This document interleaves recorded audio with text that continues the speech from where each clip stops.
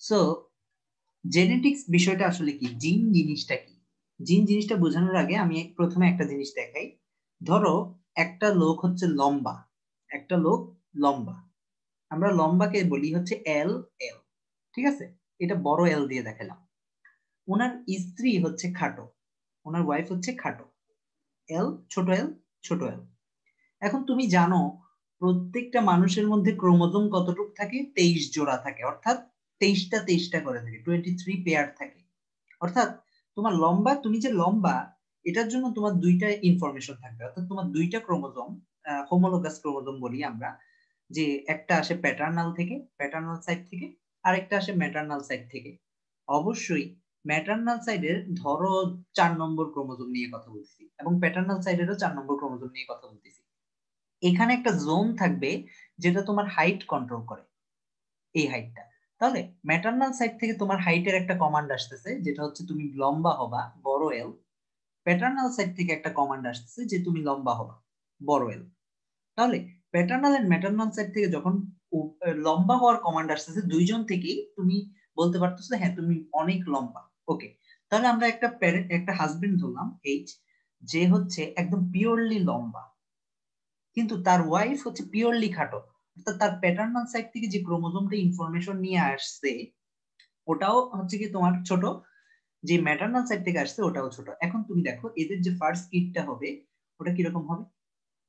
এল এল। সেকেন্ডটাও এরকম হবে, থার্ডটাও এরকম হবে, ফোর্থটাও এরকম হবে, সবগুলো এরকম হবে। তাহলে এখানে প্রশ্ন হলো, এখানে কিন্তু একটা বাচ্চা কখনো একসাথে লম্বা এবং একসাথে খাটো হতে পারে না। হয় সে লম্বা অথবা সে খাটো, দুইটার একটা এক্সপ্রেসড হবে, দুইটা কখনো এক্সপ্রেসড হয় না। এখানে হচ্ছে জিনের প্রশ্নটা আসে। তাহলে এই যে তুমি লম্বা হবা না খাটো হবা, তোমার গায়ের রং কিরকম হবে, এই সবগুলো ইনফরমেশন, এগুলো সব কি ইনফরমেশন।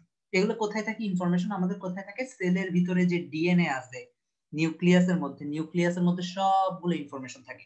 তাহলে এই যে ডিএনএ, আরএনএ, এই মূলত ডিএনএ এর মধ্যে এই যে আমরা এটিজিসি এটিজিসি এটিজিসি দেখি না, এগুলো হচ্ছে ইনফরমেশন।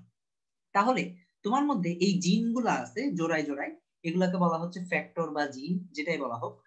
এখন এই জিনগুলা যখন ফিউজ হচ্ছে তখন একটা একটা মাত্র বৈশিষ্ট্য এক্সপ্রেসড হচ্ছে, যদিও তোমার কাছে ইনফরমেশন আছে দুইটা। যেমন এদিকে যদি তাকাও, তুমি দেখতেছো কি তোমার একটা হচ্ছে লম্বা হওয়ার জিন আছে আর একটা হচ্ছে খাটো হওয়ার জিন, কিন্তু তুমি একসাথে লম্বা বা খাটো দুইটাই হতে পারো না। তুমি হয় লম্বা অথবা খাটো। তুমি ধরো লম্বা, তুমি যদি টল হও বা লম্বা হও, তাহলে তুমি কাকে এক্সপ্রেস করছো? তুমি শুধুমাত্র একটাকে এক্সপ্রেস করছো, যেটা কোথা থেকে আসতেছিল? লম্বা, বাবা থেকে আসতেছিল, ঠিক না? মায়েরটা কি তুমি এক্সপ্রেস করতে পারতেছো? তুমি যদি লম্বা হও, তোমার বাবা লম্বা, তোমার মা খাটো, তুমি লম্বা, তাহলে তুমি বাবারটাকে এক্সপ্রেস করছো, মায়েরটাকে কিন্তু তুমি এক্সপ্রেস করতে পারো নাই। যেটা এক্সপ্রেসড হতে পারতেছে না ওটাকে তুমি কি করছো? ওটাকে রিসেস করে রাখছো, দাবায়ে রাখছো, প্রচ্ছন্ন, ওটা লুকায়ে আছে। তাইলে যেটা লুকায়ে আছে ওটাকে বলা হয় রিসেসিভ জিন বা প্রচ্ছন্ন জিন। এই জিনটা এক্সপ্রেস করতে পারে না নিজেকে, এটা থেকে যায়, ভিতরে থেকে যায়, এটা এক্সপ্রেসড হয় না কখনো। আর যেটা এক্সপ্রেসড হয়েছে ওটাকে বলা হয় ডমিন্যান্ট জিন, কারণ এটা কি ডমিনেট করছে অন্যজনের উপর, এটাকে বলা হচ্ছে ডমিন্যান্ট জিন। তাহলে আমরা বুঝতে পারতেছি আমাদের প্রত্যেকটা ইনফরমেশনের জন্য, আমাদের প্রত্যেকটা বডি ট্রেটস বা এনজাইম সবকিছুর জন্য দুইটা করে ইনফরমেশন থাকে। দুইটা, একটা আসে প্যাটার্নাল সাইড থেকে আরেকটা আসে ম্যাটার্নাল সাইড থেকে। সব সময় দুইটা কখনো এক্সপ্রেস হয় না, যে কোনো একটা এক্সপ্রেস হয়, অন্যটা কি থাকে? লুকায় থাকে। তো যেটা এক্সপ্রেস হচ্ছে ওটাকে বলা হচ্ছে ডমিন্যান্ট জিন, আর যেটা এক্সপ্রেস হচ্ছে না ওটাকে বলা হচ্ছে রিসিসিভ জিন। এখন তুমি দেখো তোমার জিনের টাইপটা কিরকম ছিল। তোমার জিনের টাইপটা ছিল তুমি লম্বা এবং খাটো, তোমার মধ্যে লম্বা জিনও ছিল, খাটো জিনও ছিল, এটাকে বলা হয় জিনোটাইপ। তোমার মধ্যে টাইপ দুইটাই ছিল, কিন্তু তুমি এক্সপ্রেস করছো কোনটা, কোন ফেনোমেননটা তোমার থেকে বের হয়ে আসছে? শুধুমাত্র লম্বা যে ফেনোমেননটা, ওটা তুমি শুধুমাত্র শো করছো, তুমি কিন্তু সবকিছু শো করো নাই। তোমার মধ্যে জিনের টাইপ দুইটাই ছিল, লম্বা খাটো দুইটাই ছিল, কিন্তু কোন ফেনোমেননটা প্রকাশ পাইছে? শুধুমাত্র লম্বাটা। তাহলে জিনোটাইপ কি? জিনোটাইপ বলা হয় যেটা ভিতরে তোমার মধ্যে যে ইনফরমেশনটা আছে। আর ফেনোটাইপ কোনটা? যেটা তুমি এক্সপ্রেস করছো। তাহলে কোনটা? লম্বা বা এক্সটার্নালি যেটা দেখা যাচ্ছে ওটা হচ্ছে ফেনোটাইপ, আর ভেতরে যেটা আছে, যেটা তোমার ক্রোমোজোমের ভিতরে আছে, সেটাকে বলা হচ্ছে জিনোটাইপ। তাহলে আমরা বুঝতে পারলাম জিনোটাইপ কি আর ফিনোটাইপ কি। এখন আমরা একটা জিনিস দেখি, আমাদের ক্রস বিষয়টা বুঝতে হবে। এই তিনটা এইগুলা গেলে এখন আমরা হোমোলোগাস ক্রোমোজোম কাকে বলে, এলিল কাকে বলে, এই পয়েন্টগুলো নিয়ে কথা বলবো। আমরা অলরেডি কথা বলে ফেলছি অজ্ঞাতসারে। তুমি দেখো, তুমি পৃথিবীর যে ধরো আমাদের 23 জোড়া ক্রোমোজোম আছে, ঠিক না? এখন তুমি ধরো তুমি লম্বা না খাটো এটা বাছাই করতে যাচ্ছ, বা আমরা ধরো আমাদের চোখের মনির কথা বলি। আমাদের চোখের মনি, ধরো তোমার বাবার চোখের মনি হচ্ছে নীল, তোমার বাবার চোখের মনি হচ্ছে নীল, চোখের মধ্যে ভিতরের অংশটা, আর তোমার মায়ের চোখের মনিটা ধরো খয়েরি। এখন তোমার চোখের মনি হয় খয়েরি হবে অথবা নীল হবে, কিন্তু ইনফরমেশন যখন আসতেছিল তখন তুমি সরি তখন তুমি চিন্তা করে দেখো তো, তোমার মধ্যে নীলও আসছিল, খয়েরি আসছিল, খয়েরিকে আমি ছোট এন দিয়ে দেখাচ্ছি, দুইটাই আসছিল, কিন্তু তুমি এক্সপ্রেস করতেছো একটা, যে কোনো একটা, ঠিক না? এখন আমার প্রশ্ন হলো, তুমি যে কোনো একটা এক্সপ্রেস করতেছো, তাহলে এইখানের মধ্যে রিসিসিভ কোনটা, যেটা এক্সপ্রেস করতেছো? ফর এক্সাম্পল তুমি ব্লু এক্সপ্রেস করছো, তাহলে রিসিসিভ কোনটা, কোনটা তুমি এক্সপ্রেস করতে পারো না? রিসিসিভ হচ্ছে এটা মা থেকে যেটা আসছিল, যেটা ছোট এন, আর বাবার থেকে যেটা আসছিল ওটা হচ্ছে ডমিনেন্ট, ওটা আলটিমেটলি ডমিনেট করছে। আর ফিনোটাইপ কোনটা? বাবার থেকে যেটা আসছে ওটা হচ্ছে তোমার ফেনোমেনন, যেটা তুমি এক্সপ্রেস করছো। আর জিনোটাইপ কি? বাবারটা এবং মায়েরটা, দুইটা জিনই তোমার মধ্যে ছিল। এখন তোমার বুঝতে হবে, তোমার ধরো চোখের যে, তোমার চোখের ভেতরে যে কালো মণিটা আছে, এটা কিসের মতো দেখতে হবে? নীল হবে না খয়েরি হবে? এটা তোমার 23 জোড়া ক্রোমোজোমের মধ্যে, তোমার 23 জোড়া ক্রোমোজোম আছে, সবগুলোকে যদি আমি একটার পর একটা সাজাই, এরকম একটার পর একটা সাজাই, 1 নম্বর ক্রোমোজোম মাতার থেকে, 2 নম্বর ক্রোমোজোম, 3 নম্বর ক্রোমোজোম, তারপর পিতার থেকে 1 নম্বর, মা মানে ফাদার থেকে একটা, দুইটা, 2 নম্বর ক্রোমোজোম, 3 নম্বর ক্রোমোজোম, 4 নম্বর ক্রোমোজোম, এভাবে তুমি 23টা যদি সাজাও, সাজানোর পরে তুমি দেখবা তোমার 1 নম্বর ক্রোমোজোমের মধ্যে, ফর এক্সাম্পল 1 নম্বর ক্রোমোজোমের এই অংশে সেন্ট্রোমিয়ারের সাইডে, এই অংশটায় হচ্ছে কি তোমার চোখের রং কিরকম হবে ওটা ডিপেন্ড করে, এই অংশটাই চোখের রং কিরকম হবে ওটা ডিপেন্ড করে। তাহলে এই যে মায়ের 1 নম্বর এবং বাবার 1 নম্বর, দুইটারই এক্স্যাক্টলি সেম পজিশনে, তুমি যদি দুইটাকে নিয়ে আসো, দুইটাকে পাশাপাশি দাঁড় করাও, এটা হচ্ছে মায়ের 1 নম্বর ক্রোমোজোম, আর এটা হচ্ছে বাবার 1 নম্বর ক্রোমোজোম, এই যে দুইটারই 1 নম্বর ক্রোমোজোম নিয়ে আসতো, এগুলাকে বলা হয় হোমোলোগাস, অর্থাৎ দুইটাই সেম নাম্বার, সেম নাম্বারের ক্রোমোজোম এবং সেম টাইপ অফ ক্রোমোজোম, এগুলাকে বলা হচ্ছে হোমোলোগাস। হোমোলোগাস ক্রোমোজোমের দেখো, ক্রোমোজোম অনেক বড়, এখানে হাজার হাজার কোটি কোটি ইনফরমেশন আছে, কিন্তু তোমার চোখের রং কোন কোথায় আছে? শুধুমাত্র এই অংশটাতে, সেন্ট্রোমিয়ারের উপরের এই অংশটাতে হচ্ছে তোমার চোখের রংটা আছে, সেন্ট্রোমিয়ারের ঠিক এই অংশটাতে চোখের রং আছে।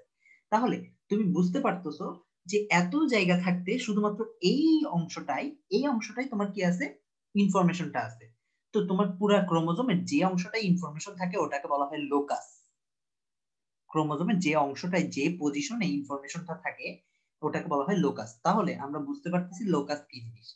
আর দুইটা পাশাপাশি লোকাস, যেমন এটা হচ্ছে ম্যাটারনাল লোকাস আর এটা হচ্ছে প্যাটার্নাল লোকাস, দুইটাই সেম ইনফরমেশন ক্যারি করতেছে, এটাকে বলা হয় এলিল। অর্থাৎ লোকাসকে যখন দুইটা পাশাপাশি আনা হয়, দুইটা সেম লোকাস যখন পাশাপাশি আনা হয় ওটাকে বলা হয় এলিল।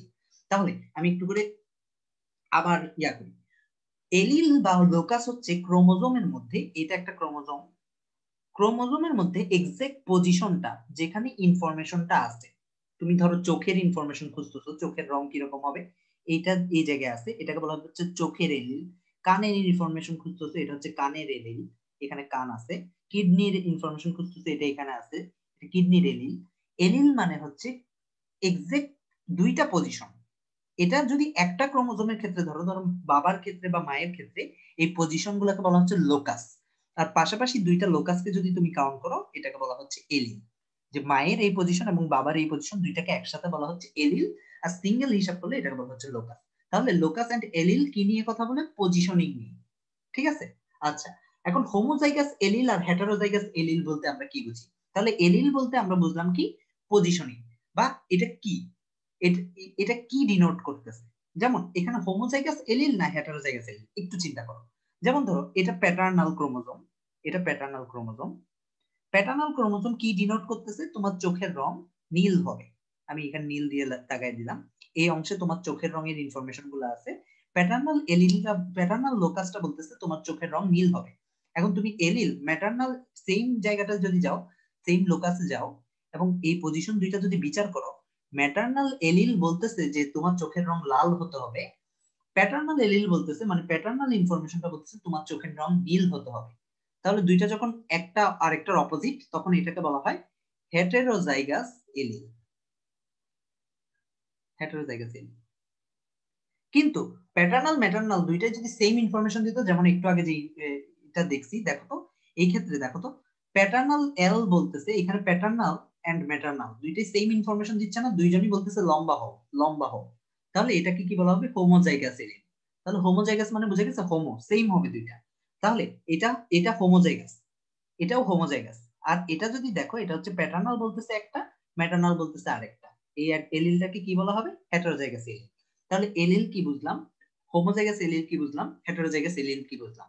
এখন আমাকে বুঝতে হবে যে একটা এলিল, যেমন তুমি ধরো ফর এক্সাম্পল তুমি হচ্ছে লম্বা, তোমার বাবা ধরো লম্বা, তোমার মা ধরো খাটো, তুমি ধরো লম্বা, ঠিক আছে?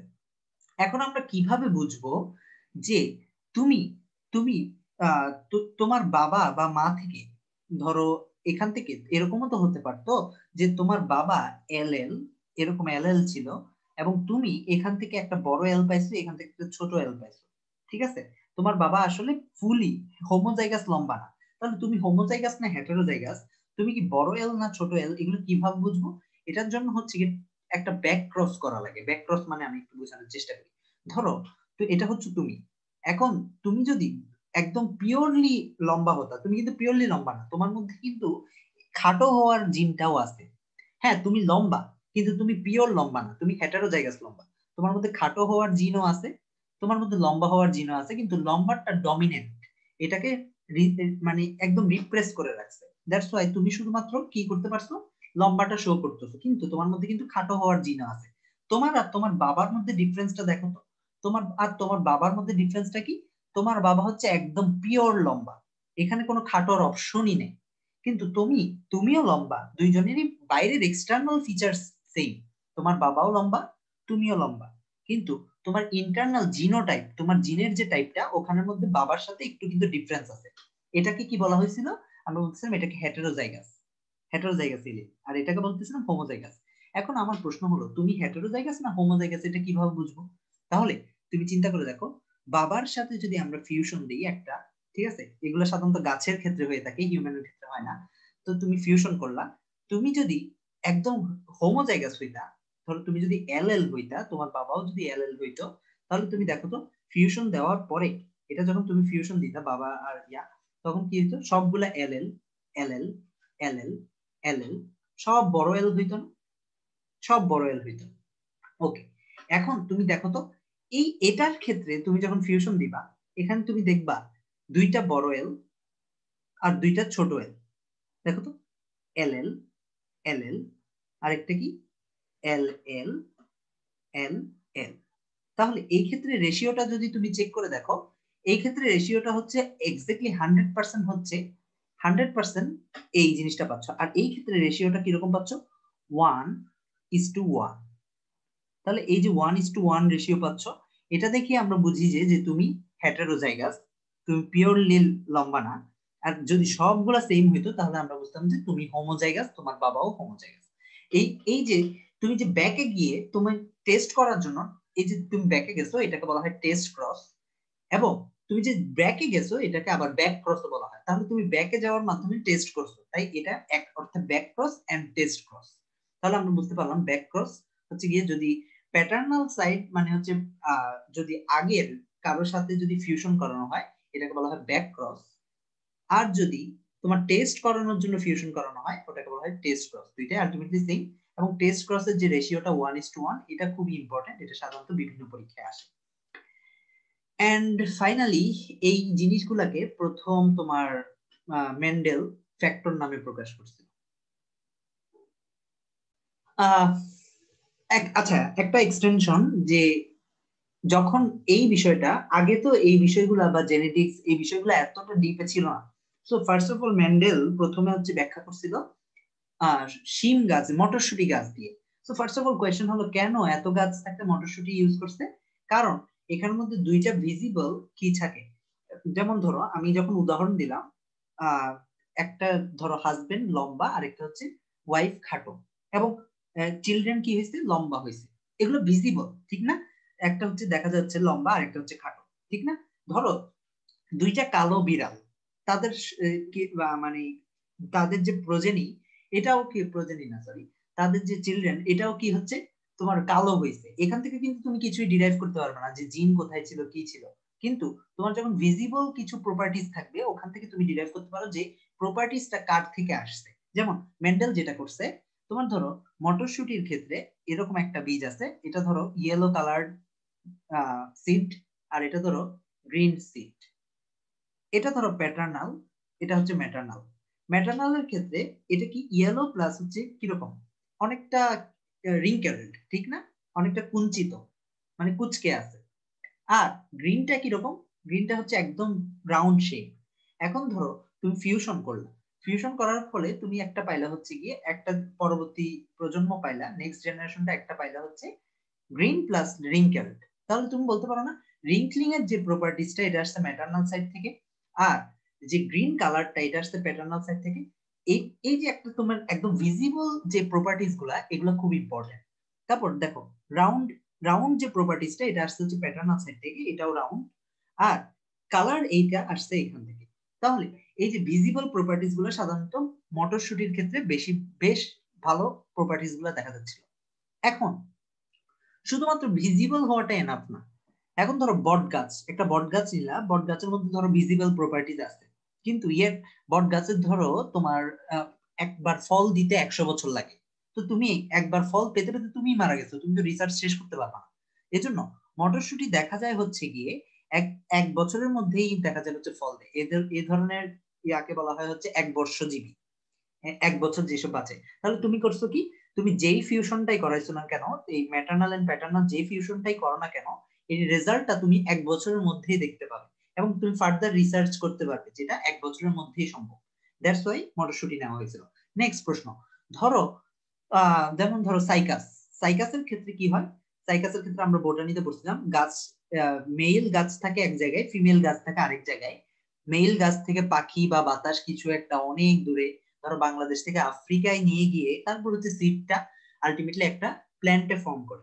তাহলে এই ক্ষেত্রে সমস্যাটা কি, তুমি দেখো মেল থেকে ফিমেলে গিয়ে কোথায় না কোথায় গিয়ে কি হয়েছে, এটা কিন্তু তোমার চোখের সামনে হচ্ছে না, অর্থাৎ ফিউশনটা তোমার কন্ট্রোলে নেই। কিন্তু তোমার মটরশুটির ক্ষেত্রে ফিউশনটা তোমার কন্ট্রোলে। এখন ফিউশন তোমার কন্ট্রোলে হতে হলে কি করতে হবে তুমি জানো, আমরা প্ল্যান্ট রিপ্রোডাকশনে পড়ছিলাম বোটানিতে, যে ফিউশনটা হয় মূলত একটা ফ্লাওয়ার, একটা ফ্লাওয়ার একটা ফ্লাওয়ারের মধ্যে মেল পার্ট থাকে, ফিমেল পার্টটা থাকে, এই যে ফিমেল পার্ট আর মেল পার্ট থাকে। মেল পার্টের মেইন পার্টের যে এই অংশটা, অ্যান্থার অংশটা, এখানের মধ্যে সব পোলেন থাকে। আর ফিমেল পার্টের এই অংশটা এগ থাকে। এবং এগটা এবং ফিমেল পার্ট এবং মেল পার্ট গুলা খুব বেশি ভিজিবল না হলে তুমি ফিউশন করাতে পারবে না। ফুলটা যদি অনেক বেশি বড় না হয়, ফুলটা যদি ভিজিবল না হয়, এগুলো না হলে তুমি নিজে ফিউশন করতে পারবে না। তাহলে তোমার নিজে ফিউশন করাতে হলে বা সেলফ পলিনেশনের জন্য এগুলো ভিজিবল হতে হবে। তাই দেখা যাচ্ছে মটরশুটির ক্ষেত্রে এই সবগুলো বৈশিষ্ট্য মিলে যাচ্ছে, প্লাস এদের যে তোমার ফ্রুটটা বা সিডটা, ওটা তোমার multiple characteristics visible feature show করে। দ্যাটস ওয়াই তোমার এইটা দিয়ে সাধারণত ফার্স্ট মেন্ডেল এই কাজটা করছিল এবং বলছিল যে ও এত ডিটেলসে জানে যে জিন, ডিএনএ, হিস্টোন, প্রোটিন, এত ডিটেলসে জানে। ও জাস্ট একটা জিনিস বলছে, নিশ্চয়ই কিছু একটা ফ্যাক্টর আছে, নিশ্চয়ই ভিতরে কোনো একটা ফ্যাক্টর আছে, যেটা এই যে প্যাটার্নাল সাইড থেকে একটা প্রপার্টিজ এখানে আসতেছে, ম্যাটার্নাল সাইড থেকে একটা প্রপার্টিজ আসতেছে, এই যে একটা করে প্রপার্টিজ আসতেছে, একটা ফ্যাক্টর আছে অবশ্যই। ও জিন বা এইসব কথা বলে না, ও বলছে ফ্যাক্টর আছে। এবং এই ফ্যাক্টরটাই হচ্ছে মূলত আমরা এখন জানি যে জিন বা ডিএনএ, যেটা আলটিমেটলি প্রোটিন কোড করে, এবং প্রোটিনটাই আমরা বাইরে এক্সটার্নাল প্রপার্টিজ হিসেবে দেখি। এবং প্রোটিন কোডিং এর ব্যাপারটা আমরা বোটানির ফার্স্ট চ্যাপ্টারে সেন্ট্রাল ডগমা পার্টে পড়ছিলাম। সো এটা হচ্ছে জেনেটিক্স এর ফার্স্ট আইডিয়া।